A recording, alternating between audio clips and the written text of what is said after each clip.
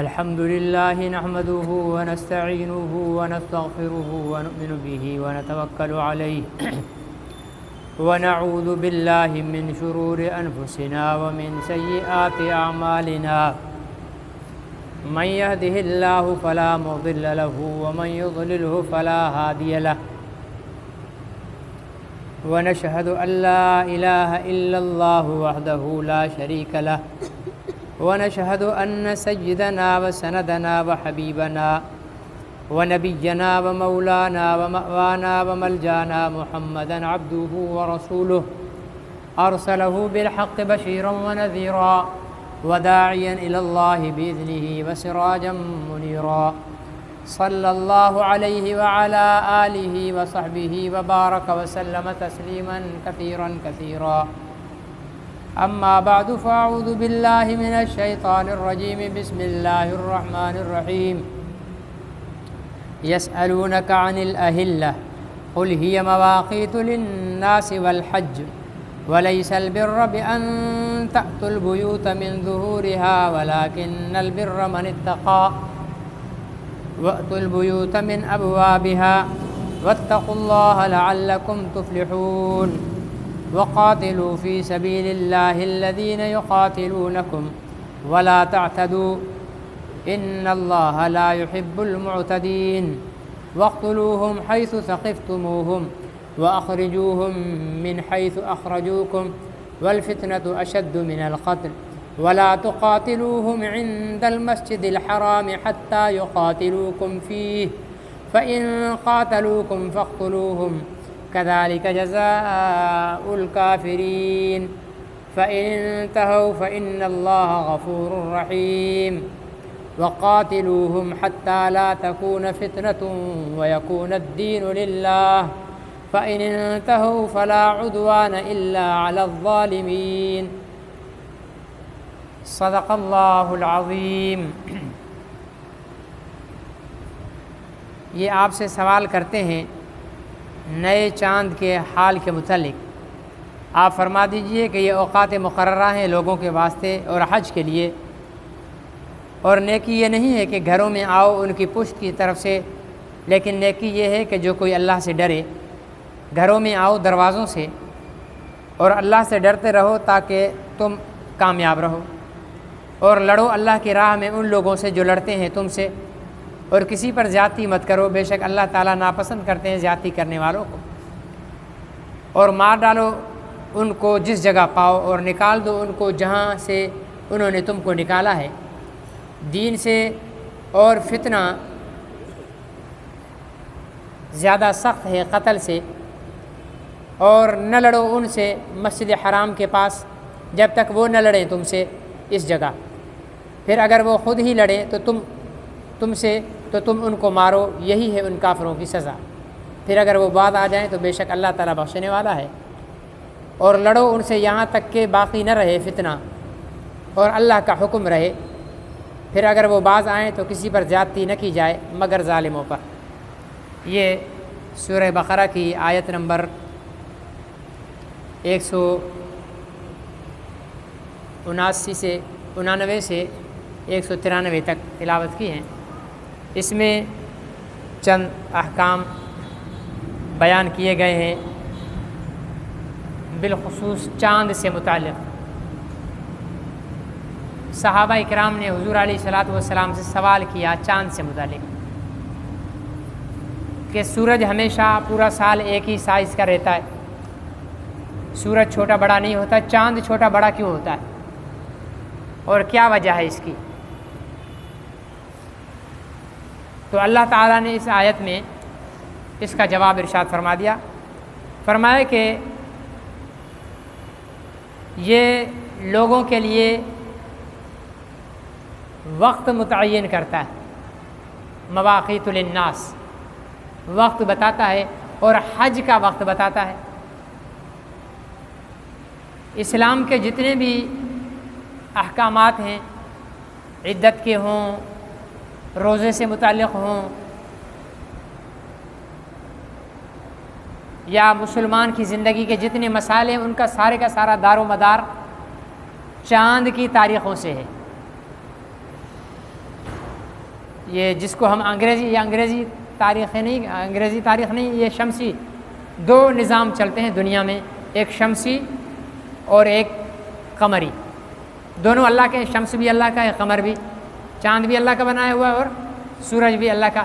لیکن اسلام میں چاند کی تاریخوں کی اہمیت زیادہ ہے۔ اس کا سبب یہ ہے کہ چاند کا گھٹنا بڑھنا اور اس کا حساب رکھنا ہر ایک آدمی کو آسانی سے نظر آ جاتا ہے۔ آج کل تو ہمارے پاس کیلنڈر آ گئے ہیں، گھڑیوں میں، موبائلوں میں سب چیزیں موجود ہیں۔ پرانے دور میں بزرگ لوگ صرف چاند سے دیکھ کر پتہ لگا لیتے تھے کہ آج کون سی تاریخ ہے، چاند کے سائز کو دیکھ کر پتہ لگا لیتے تھے، بھائی آج 12 تاریخ کا چاند ہے، آج 10 تاریخ کا چاند ہے، ٹھیک ہے نا جی، اب آج 25 ہو گئی ہے۔ تو اس طرح یہ ایسی چیز ہے کہ ہر ایک، اچھا سورج کی تاریخ کا حساب لگانا ہر ایک کے لیے ممکن نہیں ہے، یہ کیلنڈر تو اب بن گئے نا، لیکن سورج کو دیکھ کر کوئی تاریخ کا حساب نہیں لگا سکتا ہے کہ 12 مہینے ایک ہی سائز کا سورج ہے، 12 مہینے ایک ہی سائز کا سورج ہے۔ اچھا پھر سورج کے ساتھ ایک اور چیز اللہ نے منسلک کر دی ہے، اور وہ کیا ہے؟ اوقات نماز۔ نماز کا اوقات کا تعلق کس کے ساتھ ہے؟ سورج کے ساتھ ہے۔ سورج نکلنے سے پہلے فجر، ٹھیک ہے نا جی، سورج نکل آیا تو فجر کا ٹائم ختم،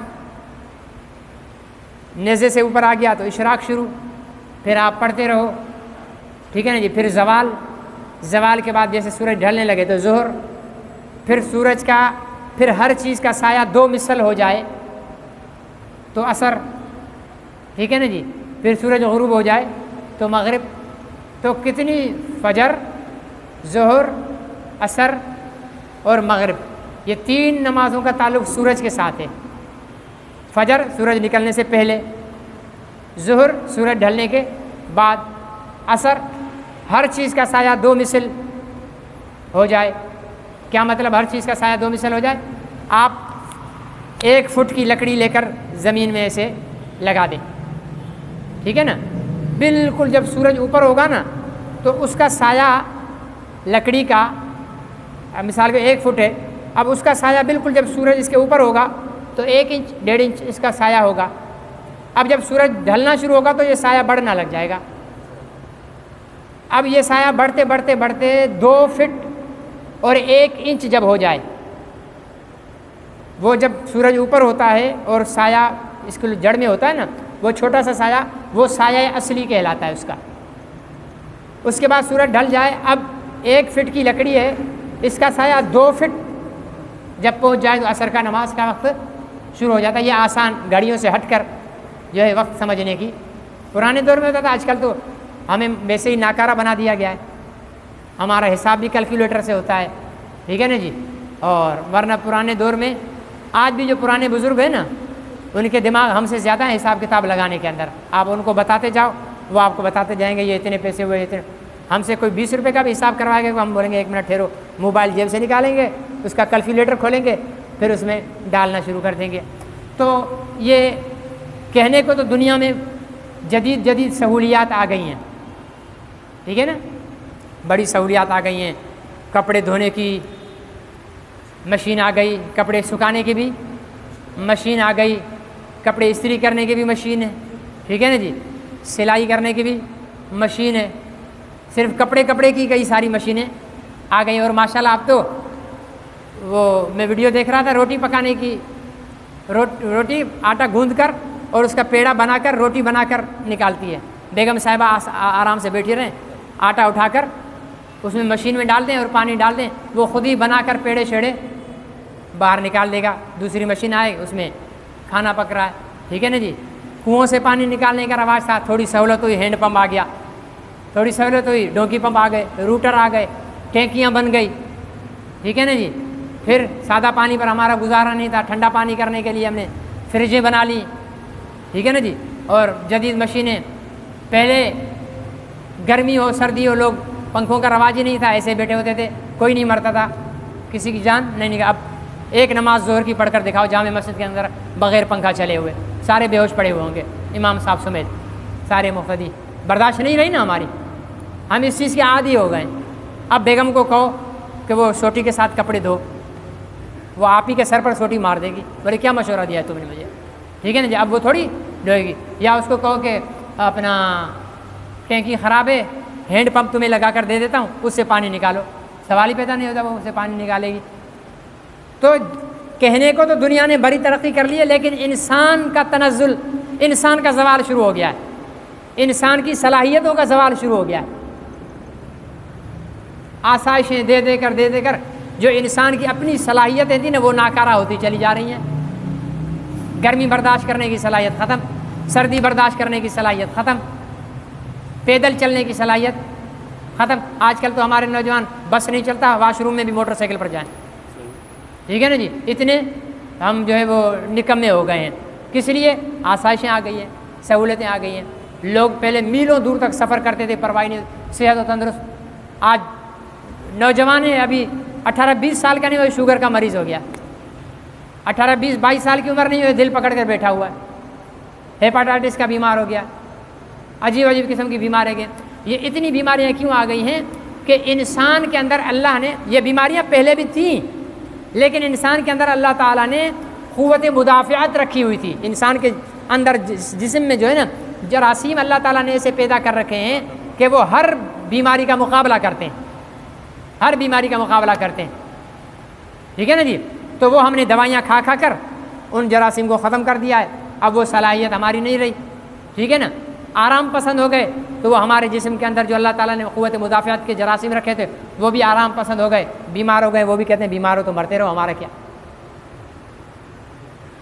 تو انسان کی نیچر جو ہے نا، اور انسان نے واپس اپنی نیچر کی طرف لوٹنا ہے۔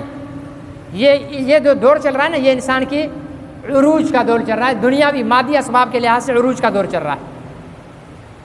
آج سے 50 سال پہلے کسی نے نہیں سوچا ہوگا کہ اتنا سا موبائل ہوگا اور جو ہے وہ مشین ہوگی، اس میں چھوٹی سی سم ڈال دیں گے اور بیٹھے ہوئے امریکہ، برطانیہ اور آسٹریلیا، نیوزی لینڈ، سوئٹزرلینڈ، ٹھیک ہے نا جی، اور یہاں پر بیٹھ کر باتیں کر رہے ہوں گے۔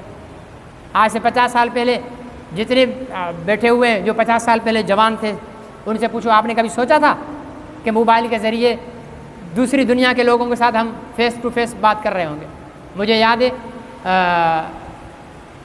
عبدالعزیز غوری مرحوم، ان کے ہاں عبدالستار غوری مرحوم بھی زندہ تھے، تو ان کے بچوں میں سے کسی کی شادی تھی تو والد صاحب ان کی شادی میں رحمۃ اللہ علیہ تشریف لے گئے، تو ان کے کوئی موبائل آ گیا، اس وقت وہ نئے موبائل آئے تھے فوٹو نکالنے والے، تو والد صاحب یہاں آ کر مجھے حیرت سے بتانے لگے بھائی ابھی تو عجیب فتنہ یہ موبائل آ گیا ہے، بیٹھے بیٹھے سامنے بیٹھے ہوئے بندے کی تصویر نکال رہے ہیں، وہ اس پر حیرت کر رہے ہیں، لیکن اب یہ حیرت کی چیز نہیں رہی ہے۔ تو اسباب، وسائل، مادیات کے اعتبار سے یہ دنیا کا عروج چل رہا ہے، اور عروج کے بعد زوال آ جاتا ہے، اور انسان کا زوال شروع ہے۔ انسان کی ذات ناکارہ ہو گئی ہے، بیماریوں کا مجموعہ بن گئی ہے، کوئی گھٹنوں کے درد میں، کوئی جوڑوں کے درد میں، کوئی سر کے درد میں مر رہا ہے، ٹھیک ہے نا جی، کسی کو کوئی بیماری ہے، کسی کو، یہ کیا ہے؟ یہ نیچر، فطرت جو اللہ تعالیٰ نے انسان کی رکھی تھی، وہ انسان کی فطرت میں سے جفاکشی، محنت، جد و جہد، مشکلات کا سامنا کرنا، وہ چیزیں ہمارے اندر میں سے ختم ہو گئی ہیں۔ مرد و زن، ہر عورت کے اندر سے، مرد کے اندر سے ختم ہو گئی ہیں، انسان ناکارہ ہو گیا۔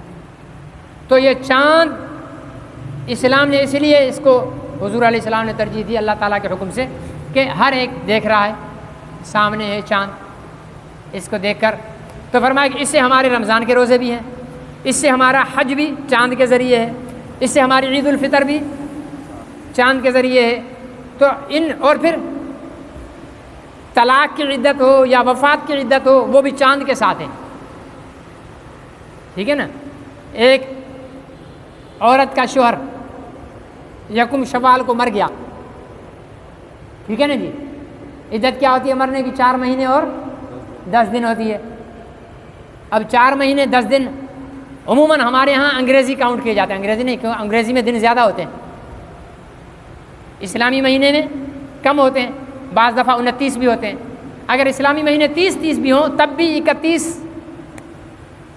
2 دن کا فرق، 4 مہینوں میں 2 دن کا فرق تو آ جاتا ہے۔ حالانکہ عورت کی عدت اسلامی حساب سے 4 مہینے 10 دن میں پوری ہو گئی. اگر یہ 29 کے چاروں مہینے 29 کے ہیں تو دن اور زیادہ کم ہو جاتے ہیں, اس میں 10 دن ملاؤ. لیکن اگر آپ انگلش کے حساب سے کاؤنٹ کریں گے تو وہ زیادہ بنیں گے, آپ کا حکم ٹوٹے گا. اس لیے ہر مسلمان پر اسلامی مہینوں کا حساب رکھنا, یاد رکھنا ذمہ داری ہے مسلمانوں کی. اور ایک جماعت کے اوپر تو فرض کفایہ ہے, اور وہ فرض کفایہ علماء اکرام ادا کر رہے ہیں. مہینوں کے مدارس کے اندر مہینوں کا یہ سلسلہ جو ہے وہ یاد ہوتا ہے. عام بات مسلمان کو کسی کو پوچھ لو کہ بھائی یہ کون سا مہینہ چل رہا ہے, آپ میں سے بھی شاید کسی کو قسمت سے پتہ ہو, ٹھیک ہے نا, کہ یہ کون سا مہینہ چل رہا ہے. ذوالقعدہ کا مہینہ ہے یہ, ٹھیک ہے نا جی. اس کے بعد کون سا مہینہ آنے والا ہے؟ ذوالحجہ کا مہینہ آنے والا ہے, اور اس کے بعد پھر محرم کا آنے والا ہے. تو یہ ان چیزوں کو یاد رکھنا, تاریخوں کا حساب یاد رکھنا, یہ ہم اسلام کی تاریخ کو محفوظ کر رہے ہیں. تو فرمایا کہ اس سے حج ہے. اب حج کیسے؟ حج کے احکام 8 ذی الحجہ سے شروع ہوتے ہیں.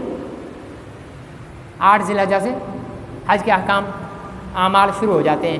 لوگ احرام باندھتے ہیں, حجاج اکرام, اور پھر اپنا جو مینا کی طرف جاتے ہیں, پھر وہاں سے عرفات کے لیے نکلتے ہیں. 9 ذی الحجہ کو عرفات جاتے ہیں, وقوف کرتے ہیں, پھر وہاں سے واپس آتے ہیں, پھر مزدلفہ میں قیام کرتے ہیں, پھر صبح واپس جو ہے کہاں مینا میں آ جاتے ہیں, شیطانوں کو کنکریاں مارتے ہیں وغیرہ وغیرہ. تو یہ سارا تعلق کس کے ساتھ ہے؟ چاند کے مہینے کے ساتھ. اگر اس کو ختم کر مسلمان بھول جائیں, اللہ نہ کرے کبھی بھول جائیں, تو حج کیسے کرو گے؟ روزے کیسے رکھو گے؟ عیدیں کیسے مناؤ گے؟ آپ کی عبادات کا تعلق اس کے ساتھ ہے, ٹھیک ہے جی. تو فرمایا کہ یہ ہے سبب اس چاند کے چھوٹے بڑے ہونے کا, یہ سبب ہے اس کا. آگے فرمایا اچھا, حج کے موقع پر مشرکین مکہ کی ایک اور عادت ہوتی تھی. جب وہ حج کے لیے جاتے تھے تو وہ مکان کے پچھلی طرف سے دیوار توڑ کر یا دیوار پھلانگ کر جاتے تھے. سامنے والے دروازے سے نکلنا وہ عیب سمجھتے تھے.